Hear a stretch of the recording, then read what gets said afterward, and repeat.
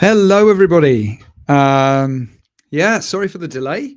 Fortunately, it was only about 3 minutes. I've literally just had to go into a drawer and pull out a spare webcam that I had because yeah, at the last minute, my webcam decided that it wasn't going to work today.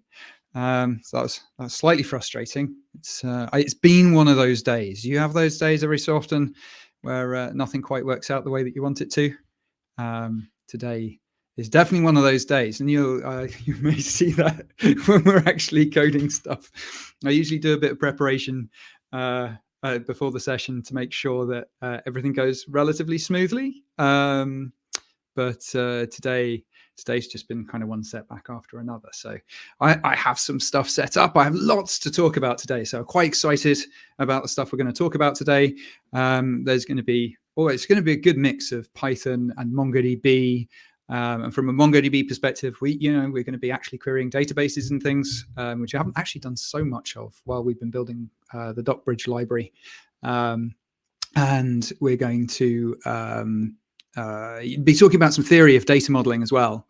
So that should be quite interesting. An hour after this session, there's another live stream with my colleague Michael, who is really an expert on this topic, and I'll probably be behind the scenes answering questions. But that's specifically on data modeling. So if you really have deep data modeling questions, then that is definitely the right place to be asking those. I'm happy. If I can give quick answers to questions in this session, then I'm happy to do that. But I think we'll mainly be cracking on with specifically the Python project that I've been working on for a while. So, well, for a couple of weeks. So let me just move my camera preview out of the way, and then I'm going to share my screen. So yeah, everything's just a little bit unprepared today, so I apologize. I think I had to apologize for that last week as well. So yeah, you're getting an idea of what this overall live stream series is going to be like. And that's a little bit small. Oh yeah, I did a reboot as well, so none of my windows are really where I wanted them to be, and I've possibly going to have some environmental settings that I'll have to sort out before we really start running stuff. So to give you an idea of what I'm planning to work on today. So let's start off with the repository. So there's this GitHub repository. You can see the URL at the top in small letters there. Let me make that a little bit bigger. This is a very early stage library. I mean, it's kind of an experiment of mine. It's driven by this live stream. So we're building it kind of line by line through the weeks. And then ideally, I do a little bit of touching up between sessions, but I have to admit, I haven't done a lot of that in the last week. We talk about using some advanced Python techniques to abstract out differences between our data model in the database and our sort of working data model in the application. That's really the idea of a data access layer or an object document mapping library. So I found that most of the ODMs, object document mappers, tend to kind of follow the active record pattern. So this idea that you have an object that represents a row in a table, and then another sub-objects in between represent objects, it's rows in other tables that are related to those. MongoDB, we tend to do a little bit more abstraction. There's a whole bunch of high-level patterns that are described in this set of tutorials or posts that we have on our website. I always want to call them blog posts, but they're not really blog posts. And I'm building a library to essentially abstract out some of these patterns. So the idea is the patterns sometimes make your data a little bit messy in the database. We'll see messy is the wrong word, but it's a little bit like denormalization in a database. You sort of lose a certain amount of purity that you have when you've got your ideal schema and you put it in the database, and that's how you query it. It's not always optimal. It's not always optimal from the point of view of storing data or retrieving data efficiently. I'm trying to build a library to abstract out some of these patterns. The patterns that I'm going to be focusing on today are mainly the extended reference pattern and the subset pattern. So these are really patterns around joins and subsets of data. So they're kind of related in my mind. Let's sort of explain the data that I'm planning to work with. So I've got this idea. We're going to be working with some fast API later as well. So I've got kind of I would say a working application is maybe an exaggeration for it, but we have a real Python application currently with a single endpoint. Hopefully by the end of this session, we'll have 2 endpoints, and we're working with this data. So it's a Twitter clone. I have called it Y because I'm hilarious like that. Hope everybody likes the joke. Feel free to stick in a clown emoji or something in the chat if you enjoyed that pun there. It's it's a shame. There was once upon a time I could have posted that I was doing a live stream on Twitter and would have just got like hundreds of likes or something like that. And these days it just disappears into the ether. Patrick likes a joke. Excellent. Patrick, you're a fan of a good pun. I mean, strawberry is essentially a pun. The library you maintain, that's a pun over fields and GraphQL, isn't it? So yeah, it's man after my own heart. I'm just going to stick my headphones on, mainly to block out some noise. I have some building work going on next door. So hopefully that won't make its way into the stream too much. Let me just make sure I have got the right microphone enabled, because, nothing's really working the way that I would like today. Okay. So, right, on this right-hand window, I have logged into my Atlas cluster. So I have my MongoDB cluster here, and I have my database called Y, and this database has 2 collections. So the main one is profiles. So the idea is this is a sort of user profile for a social media application. I generated this with Faker. I'll probably run you through this code very quickly that I use to generate this data, because I think, if you're working with data, being able to generate sort of realistic data for your test cases and things like that is actually quite a useful thing. So I used a library called Faker to do that. So we have, coincidentally, somebody called Patrick. Sadly, the usernames never match the full names that it gives you. I'd really like it if these were consistent, but that's not how it works. And then we have a date. That's actually a date time, and an email address. And then it creates a random bio, sort of a lorem ipsum text. But the thing we're going to be focusing on today is not those scalar values. It's these this array value here. So I have an array of subdocuments in here. These represent, in theory, each of the followers that follow this profile, follow this user. And the idea that I'm trying to represent is, or the thing I'm trying to get across, actually tell you what, let's have a look at, so this one has 8 followers. Let's have a look at one with more followers. Because we're really applying 2 patterns here. I think 4. 4 is the one that we're going to be looking at a lot probably today.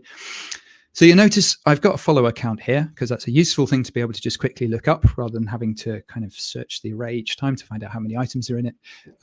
But in the followers array, I actually only have 20 items, 0 to 19. So each of these it represents a follower, but it's not all of the followers. It's maybe the 20 most recent followers or the 21st followers. It really depends on what you're planning to display to the user. So with MongoDB, we like to say that the data that is accessed together should be stored together, and that's effectively what we're doing here. So these could be stored in another collection and looked up using a $lookup operator in an aggregation pipeline, because MongoDB supports joins and it uses indexes when looking things up across joins, the same way as a relational database does. I have a colleague, John, who likes to describe MongoDB as a relational database, sort of plus, because we store nested information and we allow joins. We're just not a tabular database, not kind of a CSV, a bunch of CSV files that are joined together. That, again, is kind of quoting John. So each one of these actually doesn't contain a full profile. What it really contains is the data that you might display to your user if they're displaying their user profile. So imagine you're looking at a web page, or you've just made a REST call to an API endpoint, which is actually something we're going to do. We're going to build that API endpoint. You might show all the scalar data at the top, and then you might just start off with the first, say, 20 followers, but you're not going to include all of their profiles. You're probably just going to include their username, maybe their bio, and maybe an avatar image. And then they're just going to be a sort of a little card showing each follower. And then if they click on that, then you're going to make the request to the full profile for the user 58. oh, oh no, I always think there's spaces at the end, but it's actually just the Atlas interface here. Atlas now supports dark mode, but I don't have that enabled yet. So we're looking at it in bright white. It's it's glaring, but it makes me look like I'm sitting in front of a monitor with lots of white with a big white background. So I am not really going to do. Not going to use lookup today because in this case I'm not wanting to combine data from different parts of my database. What I actually want to do is I want to build this idea. Oh, sorry. I should say the rest of the followers aren't stored here. The rest of the followers are stored in the followers collection. So this is indexed so that user ID 4, it can be looked up quickly. And each one of these will have a followers array of, I've bucketed 20 up to 20 items in these because it just made working with the scale of data that I'm working with. We recommend that if you have arrays in MongoDB, you try to keep the length of them under 200 items generally, because once you start to get larger than that and you're looking things up in them, it starts to get inefficient. And so this also to some degree mitigates the problem of having documents that get too big. That was a question we got last week in a data modeling session. It's like, how do I stop my documents from getting too big? And the answer is really you take sort of repeated data that could grow potentially infinitely, and you start splitting it up. There's quite a nice pattern where you can do find one and update, and you can basically say, look, if there's 20 items in the current array, create a new document and just start adding to that new array. But I'm not going to be covering that today because I'm using two collections to make our queries a little bit simpler. So here we've got all the extra followers for user ID 4. And there's the other ones. So 20 and 19. These should add up. These two documents and the original profile document should add up to the number of followers that we have for user ID 4. So my plan today is to abstract that away in my docbridge library, so we can define the followers field in our document as being made up of this array that's embedded and the other documents that need to be looked up using an aggregation pipeline. That last bit is the one thing I haven't had a chance to actually write any code for today, so I haven't had a chance to prototype any part of that. So that may be rather stilted when we get to it. But hey, that's all the fun with live streaming, isn't it? Things don't always work. Maybe you, if you're all paying attention, you can give me a hand. So I am now going to show you my Fast API app, which should have been running, but because I had to restart at the last minute, I have a shortcut to do that. So I don't know why I just dragged that carefully into position. Right, oh, there we go. You see, as I said, Fast API not running at the moment. If you haven't encountered Fast API, it's a really nice service for building API servers. It's doing very well. It's 25% of Python developers use Fast API these days, according to the JetBrains State of Python report. And that's grown from 20% last year. So that's like a 25% growth in users, which no matter how those numbers actually work, that's a pretty big growth for Fast API. So it's definitely an up and coming framework. So here's my Fast API code. Let's just start it because it's usually easier to show these things than to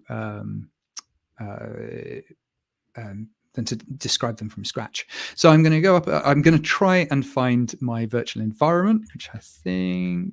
We're having some fun today. I told you my environment was a little bit messed up. It does not know Exa, apparently. Whoa, this is exciting. It's really messed up my terminal environment. That's actually pretty fundamental because I'm using Exa to list files.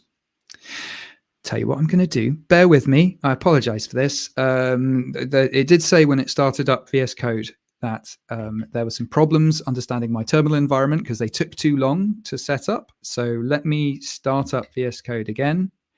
I'm going to bring up a terminal on the other screen. And then I'm just going to bring up code. So let me just do that. So this is my docbridge library. Go see whether this is a bit happier. That's a bit happier. So, okay, so that's my docbridge library. And then inside there, I have an examples directory. None of this is online yet, but I will be pushing it up at the end of this live stream. And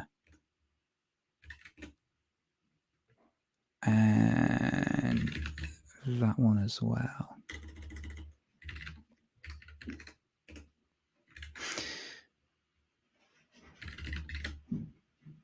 I'll put these on separate screens so that we get a decent amount of real estate.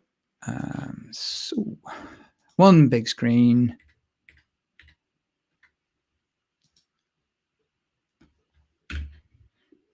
I'd say I don't normally have these problems. It's always when somebody's looking over your shoulder that things start to go wrong, isn't it?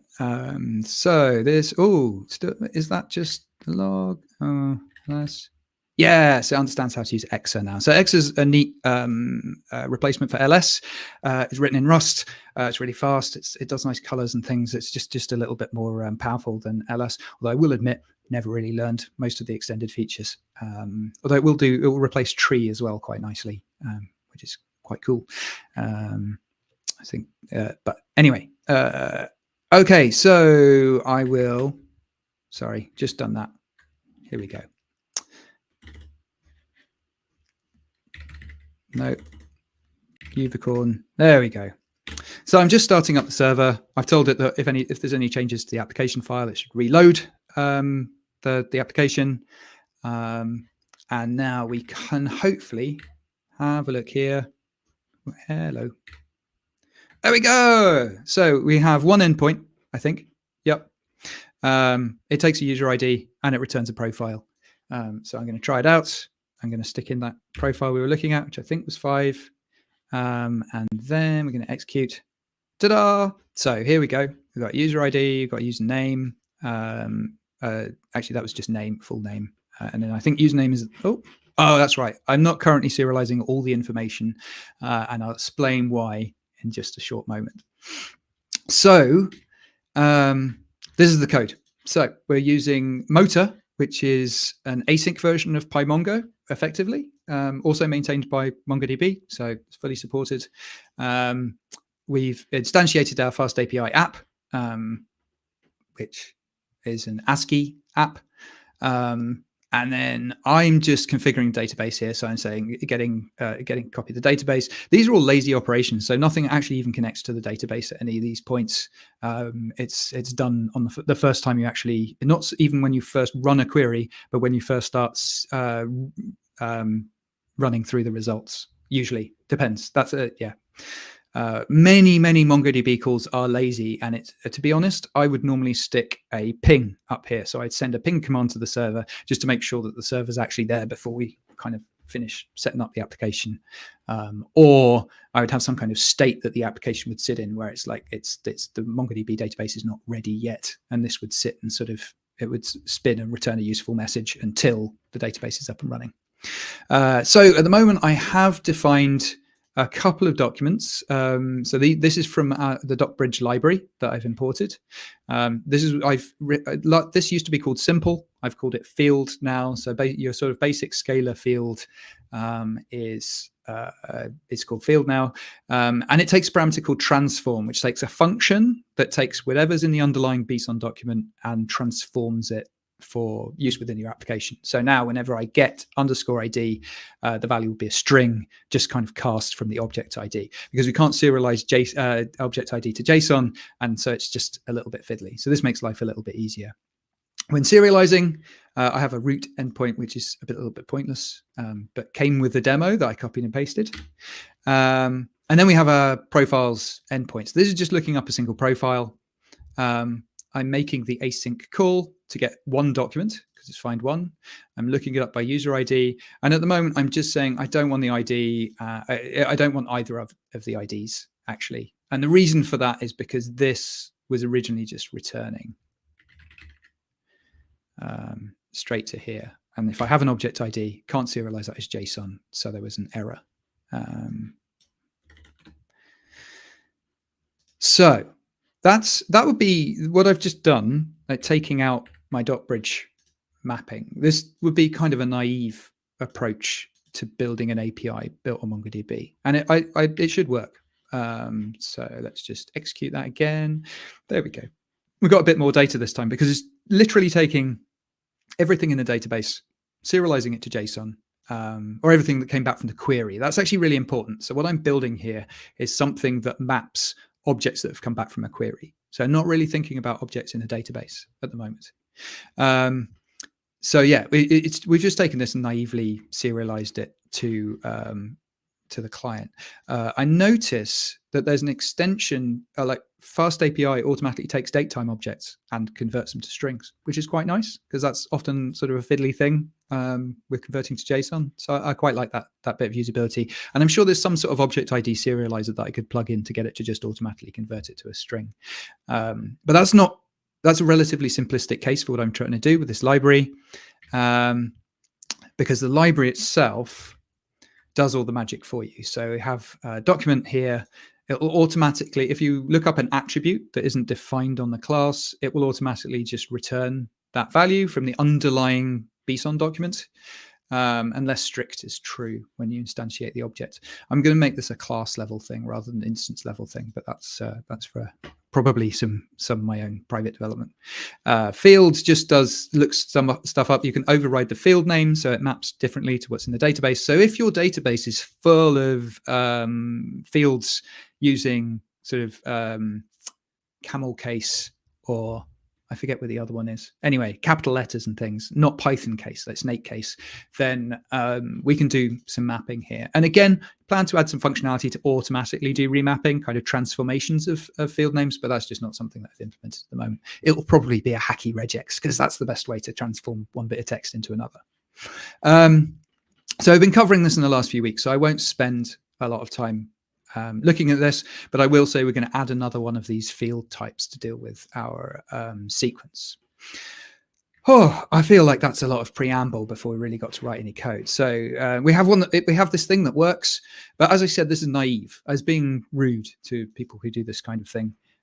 So I firmly believe, having worked on a few API services, that this should actually, we should do a mapping here. No matter how straightforward the current mapping is, we need to have strict control over what data our API produces. If it's just going to take whatever's in the database, then all it takes is somebody to add a sort of secret private field to the database, and suddenly we're sending data back to the user that's unintentional.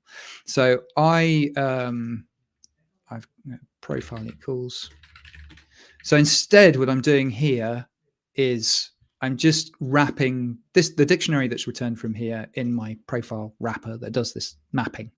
And then I can just return, I can just return these values. However these are mapped, I can just map them to essentially our client level documentation. So not documentation, sorry, client object, the object that we're going to send back to the client. So let's just add in the ID. Let's call it a DB ID to imply that it's sort of an internal thing. And I just want to show that this mapping is working. It might not be. And then I'm going to actually make sure it's returned because at the moment, whoops, there we go. I was just removing it in that this is a projection. So I was just removing the ID field because it was difficult to serialize. Now I'm keeping it in and I've added it to my profile mapping. And there we go. So let's have a look and see what happens when we do the lookup. Oh, got an internal server error. Of course we have. I've been seeing a lot of these this morning. So that's right. I have changed profile in the last week. So it now, because of what we're going to be doing today, so it now takes a database parameter. So it has access to the database client, essentially, because I want some of the fields to be able to look up data themselves on request. I'm not super happy about how each of these objects having a connection to the database. I mean, it's a shared object, so it's not taking up huge amounts of memory, but it just seems like a bit of a mess. I'm vaguely thinking about doing something with context managers, but I haven't quite thought it through yet. So let's just go with this as a prototype attempt to solve this problem. So now when we make the request, it's, oh, and interesting. I didn't actually get my ID there. Oh, I called it DB ID, didn't I? Did we get DB ID? There we go. So that's just an object ID serialized as a string. So that's cool. My profile is document mapper is doing this sort of simple mapping. That's not super clever, but the stuff we're going to do now is super clever. I actually moved this up a week because I was supposed to be working on saving data to the database, but I wanted to work on this this cool feature today because honestly, I'm like most developers. I like working on the cool thing first. So let's call this a sequence field. Because I should say. So at the moment, this works. So I'm removing the follower's ID, which is actually a pretty good idea. And I'm just including followers in the result, and it's automatically serializing these. But again, this isn't a mapping. So this is just whatever's in the database.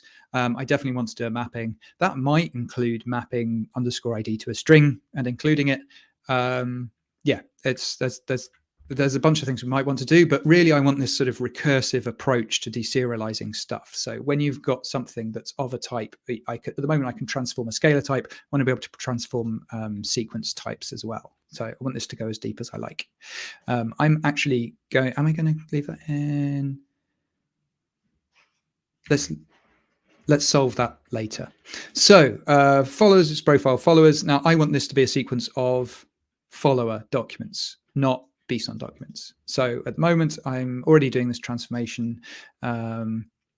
Yeah, let's see how this works. So I want this to look like, oops, not there. I want followers. Oops, sequence field.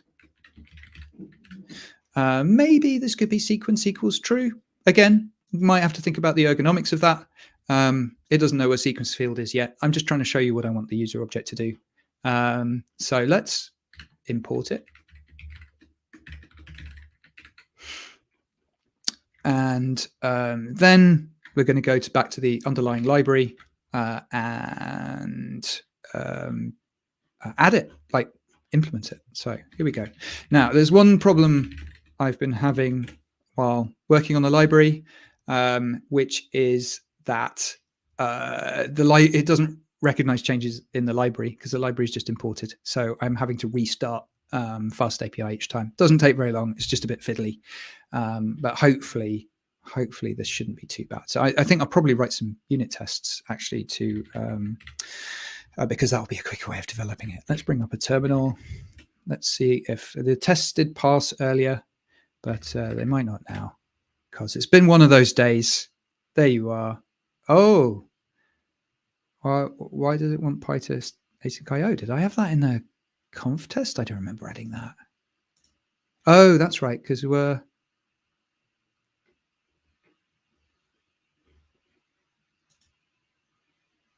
size using PyMongo, conf test, import PyTest. Can you see that? I can't see that. Where is this? It's looking in site packages, init, pathlib, import lib, app tests. Oh, okay. It's doing a recursive look for tests, which I didn't think it would do. Oh, I don't have a PyTest config in here. Let me just move this. This is actually something that we're not working on today. So our examples, why bootstrapped, and I'm just going to move that into my home directory so I can solve it later, maybe. Now let's have another go. It's collecting the tests just locally. Oh, there we go. So docbridge doesn't have an attribute fall through. You can see I made some changes earlier today and haven't run the test since. So let's fix that. Fall through is now called fall through field. And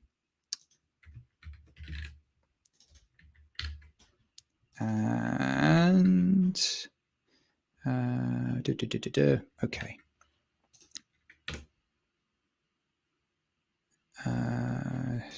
Where's that docbridge import star?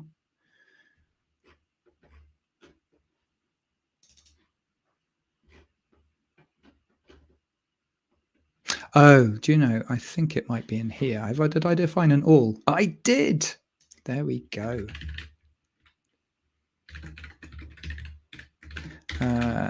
Yeah, and then the last one is sequence field. So this is just nice if you're doing an import star. Hey, Datiro, nice to see you. Thanks for joining us today. It's always great to have people from the African subcontinent. I was at DjangoCon Africa about 3 weeks ago and had an absolutely wonderful time. That was Tanzania, not Botswana, but it was absolutely amazing. PyTest. Oh, we got 2 failures. This is getting better, vaguely better. Oh, and here, because it now requires a database, I'm going to set this as none in this test, which is a little bit messy of me. But yeah, as I say, I'm going to try and find a different way around this at some point. I just haven't got it at the moment. So what line was that? Oh, this is just basically everywhere that I'm defining a document. Oh, not here. Test docbridge. There we go. Got my full through class. Oh, cocktail. And this. Oh, there's going to be none. Full through class. I could put in some kind of neat Sentinel object that whenever you try to use it, it tells you specifically that you've got a dummy database.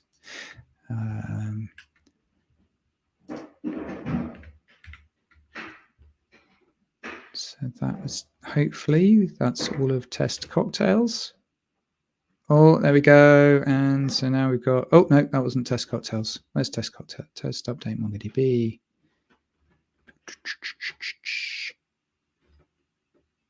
Here we go. No, there. I only put that in to demonstrate a sort of real world document when I was working on this. So, okay, so tests are passing. That's always nice. Let's add a test for the sequences. Def test sequence field. And do I need, yeah, I actually need a connection to MongoDB. And I don't actually care if it rolls back because I'm not going to make any changes to the database. So this was something I implemented last week, was some test fixtures in PyTest that it automatically rolls back these sessions. So any changes you make in here, as long as you provide session equals rollback session to each of the calls to MongoDB, those changes will all be rolled back at the end of the test, which is quite nice. It's something that Django's test framework does for you, and I thought it was quite a nice way to show that, demonstrate that MongoDB supports transactions, which are sometimes really useful if you want to have atomic consistency in your database. Sometimes you're able to do that. You've got a reasonable set of data. Okay, so I'm going to test the sequence field. So I'm actually going to need a class. Oh no, I could actually work with the data, the profile data that we've been working with. So tell you what, let's specifically take it from the other application. I've got these. Oops. There we go. A lot of warning, like caveats today is I have not implemented the sequence field before. I've implemented things like it in other projects, so hopefully we'll get it to work, but maybe a little bit more stumbling than usual, even more stumbling than usual. So sequence field, and this really should be type equals follower. I am going to, I would,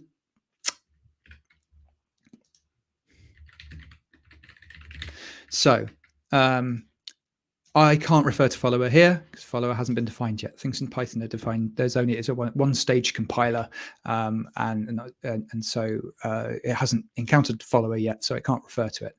Other libraries allow you to refer to it by string, and then it sort of glues them all together after all the classes are defined. That's kind of cool. It's a bit fiddly for a 1-hour demo though, so I'm just going to move my follower first, and then I will implement this feature later. The profile should be able to deserialize basically a document from Atlas. So let's take a document from Atlas, and there's a copy document here, and I'm just going to paste this JSON in. Oops, that's not my test, wrong library. There we go. Sample profile equals bing. That's actually JSON rather than, and I'm to tell you what, I'm just going to take out some of these items. because we don't need 20 items. As long as we've got a sequence, 3 items will do. Okay, that's all good. So was that? This is 3. Let's call it 4 because ultimately I might be extending this test to look up data in the database. So now I'm going to give it that data sample profile. I'm going to give it a non-DB, although I can actually give it a database. So I mean, I could actually have looked up this data in MongoDB. There we go. MongoDB is it a database? Oh, I don't know if it is. I can't remember how I configured it. So no, it's actually a client. So let's use default DB. I think that's, you know what? I'm doing some stuff I don't need to do right now. So let's keep it simple. So now assert that the first item in followers, so follower dot, oh, it's not follower. What am I doing? Profile. Sorry. Feel free to tell me if you see me doing something stupid. I know my voice can lull people into a sense of sleep. But if you see me doing something stupid, feel free to point it out in the chat. So followers 0. So this is instance of. Oh, I haven't done this for a while.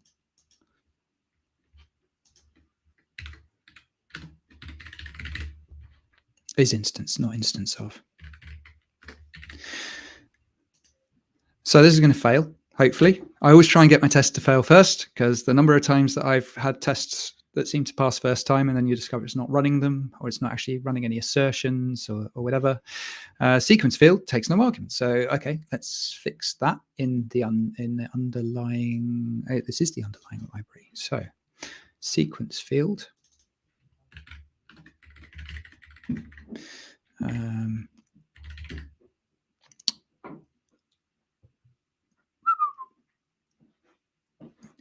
Yeah.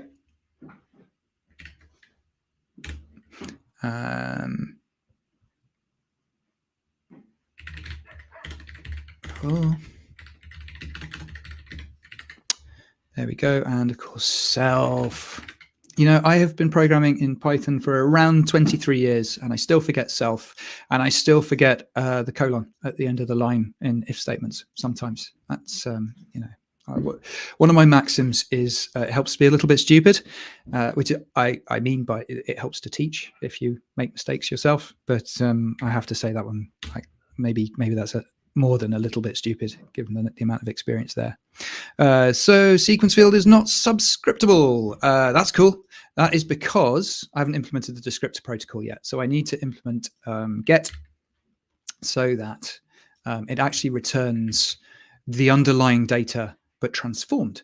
So let's do the set name thing, because I need to know the name of this field.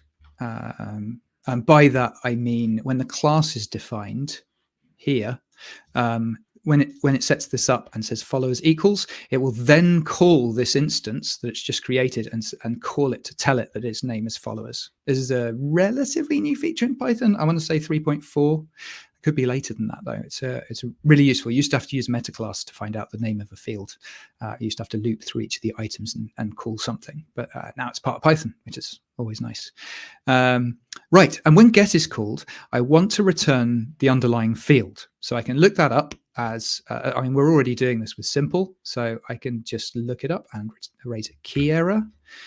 I'm increasingly thinking that this looks like sequence should be a field here in field, and we can reuse the same code, because this is now quite a lot of code duplication. So I'm starting to think this is quite a similar thing. So I might have a look at this afterwards. It depends how much we want to transform this to do extra things that are sequence specific. So self.transform. Now I think I can just call self.type. Interestingly enough, I've prefixed this with an underscore, and I haven't done that with any of the other stuff. So I may change that as well, but let's not worry about that at the moment. And I'm going to call that on each item. So I'm basically looping through the underlying field. And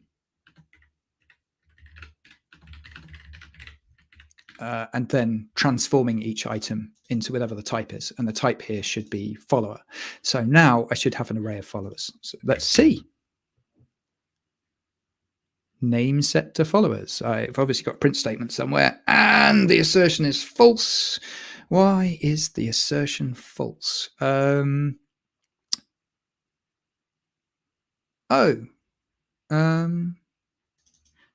Is instance, and yeah, this is just it's just an object. So why isn't it actually calling it? Let's just where's name set to followers?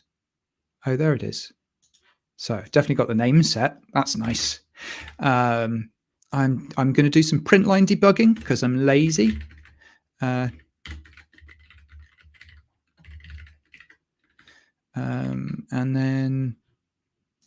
I'm just gonna ob is myself, and then the document, and then it gets the field name, and then it loops through them, transforming each one. Not quite sure. Let's just make sure that this is being called. So if it fails, she's transforming items. Let's show what I think the result should be, because we can loop through twice. Now, I haven't implemented repr on follower, so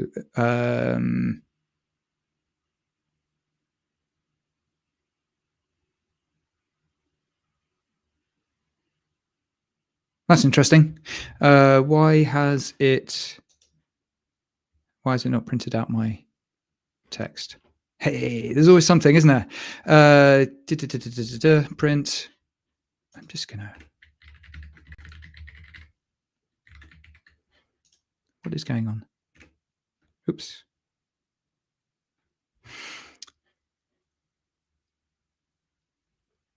Okay, so I think no, I haven't got a clue what's going on now. It said, "Hey, Luce, how you doing?" Very much like the supportive message. This happens every week. I don't know if you've made it to any of my other streams, but this is this is just par for the course. It's like, wow, this used to work.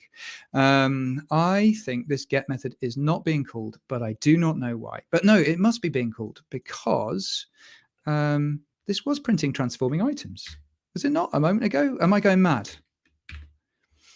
Actually, I'd like to say Luce is a bit of an idol of mine. I very much appreciate her streams, and so this, she gave me the confidence to develop in public, which I really appreciate. So yeah, transforming items, but I didn't get that before, did I? Fails. What happened? I'm going to put in another statement. Oh wait, oh no, still don't know what's going on.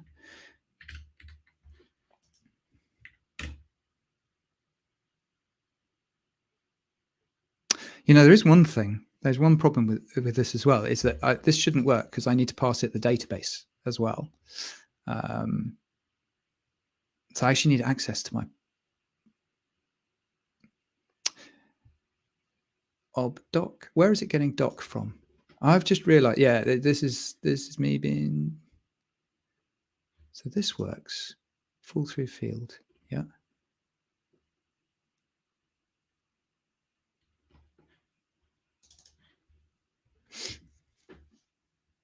Interesting enough, when it's set name, you also get the owner, which I probably need access to.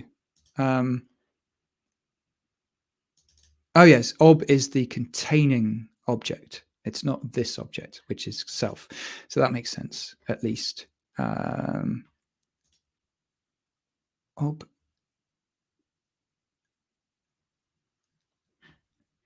This is crazy.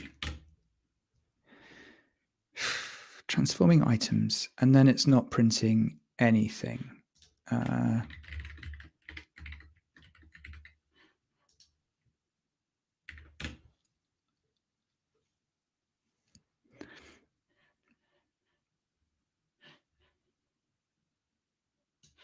I mean, this isn't empty, I don't think. I mean, maybe this is the problem.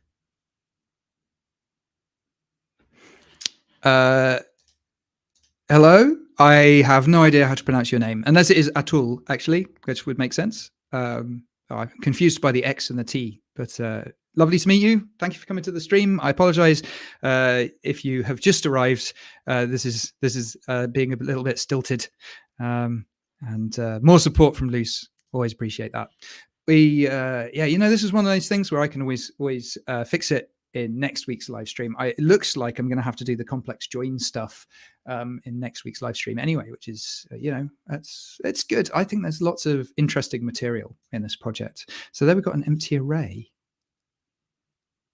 Let's just print that and see what it is. I'm at least doing test first development, even if I'm doing print line debugging. So it's all disappeared. Every time I try to add this to the print statement, why would, unless it is just raising and swallowing we got a key error. Nope, that should be raised as a value error, so that shouldn't be swallowed either. Yeah, so this is failing for some reason. I'll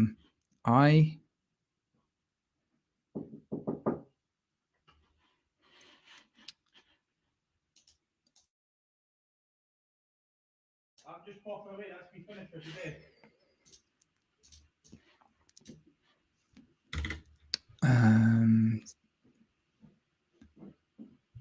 Okay, any suggestions? Any suggestions in the chat?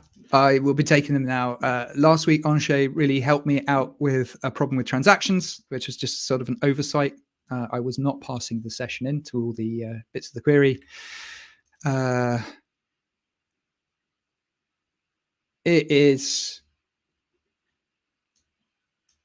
Now, doc definitely exists, should exist on the parent object, so it shouldn't be falling back into... It can't be falling into any kind of recursion because it's definitely returning something at the end.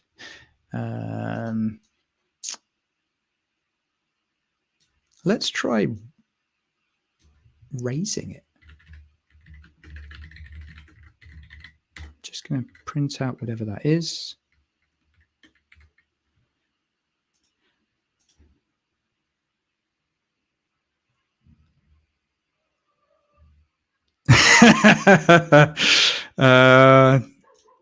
This is a good suggestion, but my PDB is even more slow and stilted than my print line debugging. But I do appreciate the sentiment. And yeah, I think Anshay's onto something. I think, yeah, let's just print out obdoc and see what that is. So it's interesting that this exception, I'm assuming this exception is raised. Maybe it isn't. Maybe this is something to do with the magic of PyTest. Oh, I got exception. Did we get an exception before? I've stopped reading the exception messages. Nope, that was still an assertion. So let's have a look at the keys. Ob.doc keys. Oop.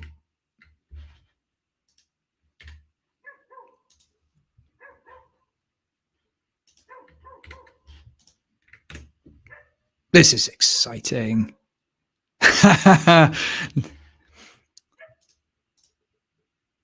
Luce, you know very well that MongoDB is a relational database, plus the ability to store recursive data. But no, the joins aren't a SQL thing. They're just, the ability to join data from different collections. I feel like it's a core MongoDB feature. So there we go. We've got these. We're looking up. There is followers. Let's have a look at followers then. Have I given it the wrong name? Test.bridge. No, I gave it the right name.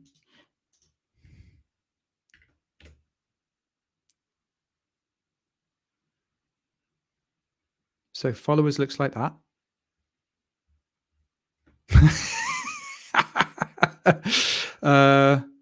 Does it? work if I do self.field name? It's there. This is where it's wrong. Like, how did that happen? Oh, because I took it from the wrong. There we go. Self.name self if self.field name is none. Why did I store name as name and field name? I might have to have another look at that. Okay. Self.name.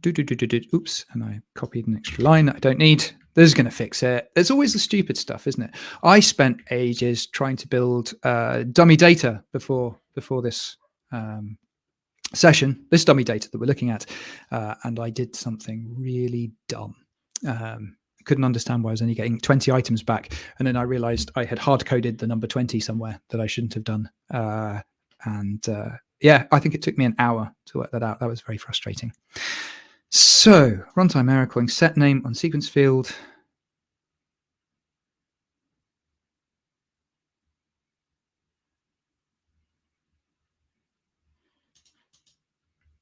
Oh, this is weird.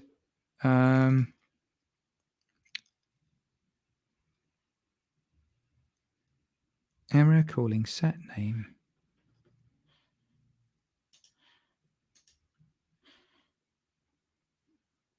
On sequence field instance followers. Yeah, I mentioned that at the start of the stream, but worth mentioning again now. If people are interested in some of the nuances of data modeling, we have a data modeling session. I think an hour after this one, so basically in an hour and 5 minutes time. I might even be there behind the scenes answering some questions. So definitely check that out if you're interested in data modeling. I think it's something that, the number of people I talk to who the first thing they say to me is, yeah, I really love MongoDB because I can just dump all my JSON data into it. And I think that sort of makes me shudder, because it's like, no, you have to think about your schema, because you need to think about the way you're going to use your data, how the data that's accessed together needs to be stored together.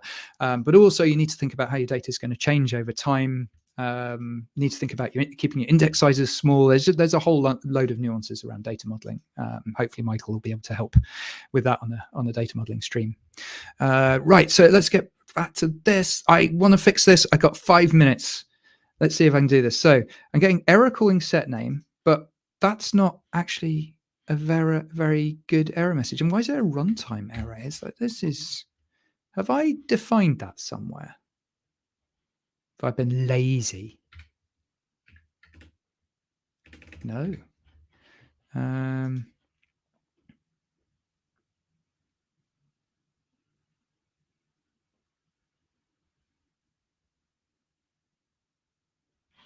I mean, this is a great error message. It says exactly what it's doing. It's trying to call set name on the sequence field instance followers in profile.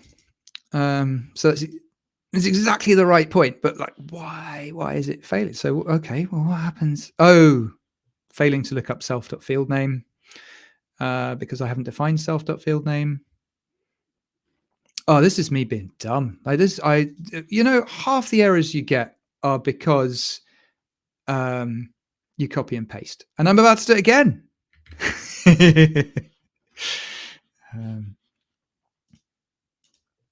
I didn't think it was a shameless plug, Luce. That's I thought it was a useful bit of information, given that we've been talking about data modeling a reasonable amount on this stream. So, okay, let's look at this again. Self.field name. I'm taking that here. I'm going to put type in there as well. And I need to think about the signature a little bit more, but at the moment, I'm just like, get something working by the end of the stream. Got 3 minutes. Runtime error. Okay, self.name equals field name. I could have typed this faster than copying and pasting it. I'm starting to lose confidence in my own ability to type code. I think that's really the problem. Document init, missing one required argument. DB. So that is yes. I actually was expecting that one. So I need a copy of DB. So that is stored on a top level object as DB, I think. There we go. Oh no, underscore DB.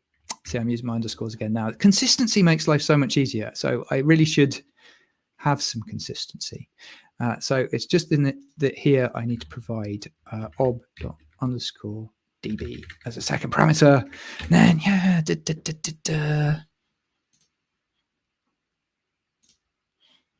yes, it's green with 2 minutes to go.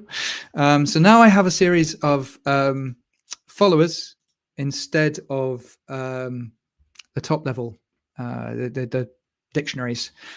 So now I'm actually dealing with mapping. So I should have strings here.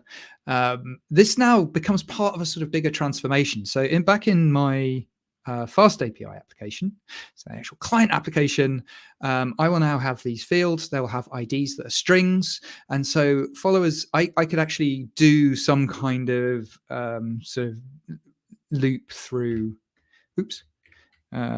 loop through followers and just do a transformation here. So for follower in, and then we can kind of do underscore ID, and we can just look them up, which is nice. Oh, call this database ID again. This becomes our user schema. And again, I think there's a case for integrating this with my framework. So I do think there's a case for saying, well, look, I'm transforming BSON from the back end, but potentially there's JSON at the front end, might be a different transformation. So I may well integrate that with this library in the end, so you don't have to sort of hard code this. You can do it more declaratively, but I'm not quite at that stage yet. I'm not thinking about middleware to front end. I'm just thinking about sort of middleware to, or application to back end. So this can now be follower ID. That's being transformed automatically into a string by my mapping layer. So that's quite nice. And now, it's a type. I am, in fact, there we go. So